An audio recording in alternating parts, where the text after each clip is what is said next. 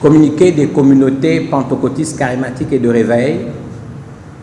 que je lis au nom du président Jules Benjamin Ngoua, empêché du fait d'un décès. Suite à l'audience que les leaders des communautés religieuses ont eue avec le Premier ministre en présence, du ministre d'État, ministre de l'Intérieur, du ministre des Finances, du directeur de cabinet du Premier ministre et des membres de son cabinet, nous vous annonçons les points essentiels suivants. Au sujet de l'ouverture des lieux de culte, nous avons noté avec satisfaction que notre plan d'adaptabilité, de riposte au coronavirus pour la reprise de nos activités sur toute l'étendue du territoire a été accepté et nécessite une validation du bureau du COPIL. C'est à ce titre que sur décision du Premier ministre chef du gouvernement, une commission gouvernement,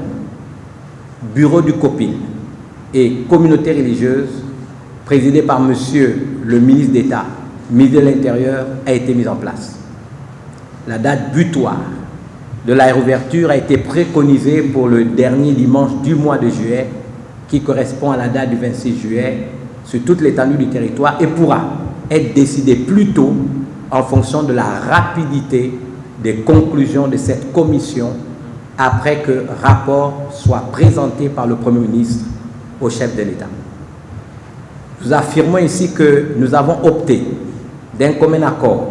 pour la validation de cette décision à travers notre plan d'adaptabilité pour nous conformer aux contraintes de l'urgence sanitaire. En attendant, nous demandons à tous nos leaders, pasteurs responsables, d'églises, de ministères, de s'approprier le plan d'adaptabilité et de s'organiser aux aménagements nécessaires des lieux de culte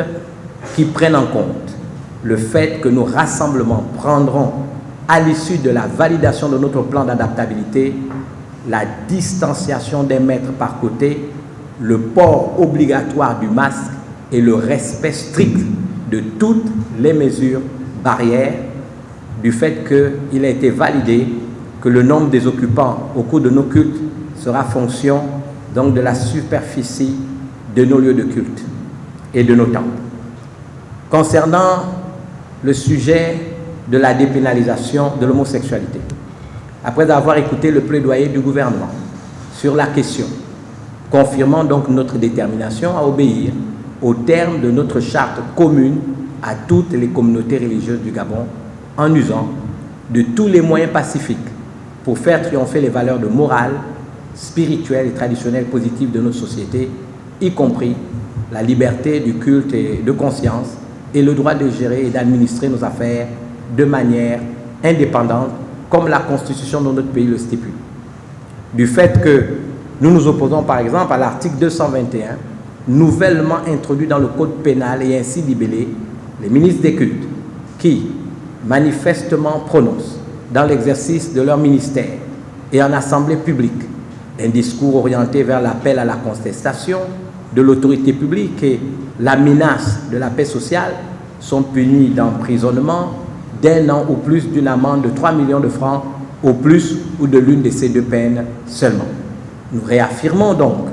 que le ministère de la prédication, dans la plupart des cas, est une critique de comportement, un appel à la conversion, une revision de vie. Ce qui fait l'interprétation ou l'applicabilité de cet article est perçu par nous comme une violation de la liberté du culte et une tentative de museler le prédicateur dans l'exercice de son ministère. Confirmons donc notre détermination à voir la loi sur la dépénalisation de l'homosexualité être retirée. Au nom de l'ensemble des communautés, par ordonnance, le révérend Francis Michel Badinga, au nom du révérend Jules Benjamin Ngoua. Je vous remercie.